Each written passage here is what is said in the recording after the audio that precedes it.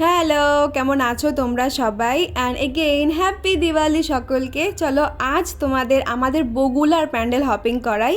তো আমাদের বগুলার নোনাগঞ্জে এবারের থিম হিসাবে করা হয়েছিল পাখিরালয়, যেখানে বাঁশের তৈরি বিভিন্ন কোটরের মধ্যে পাখি ছিল, যেগুলো অবশ্যই নকল। আর তার মাঝখানে ছিল অপূর্ব সুন্দর মায়ের প্রতিমা, দেখেই একেবারে পরাণটা জুড়িয়ে যাচ্ছিল। আমাদের বগুলাতে তো না দুর্গাপুজোর তুলনায় কালী পুজোতে বেশি সুন্দর করে সেজে ওঠে, চারিদিকে রং বেরঙের লাইটিং।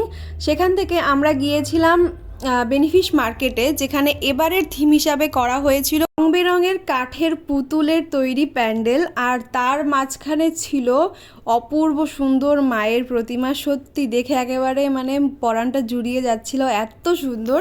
তো সেখান থেকে বেরিয়ে আমরা গেছিলাম আমাদের হাই স্কুল মাঠে, যেখানে এবারের আকর্ষণ ছিল লন্ডনের ব্রিজ।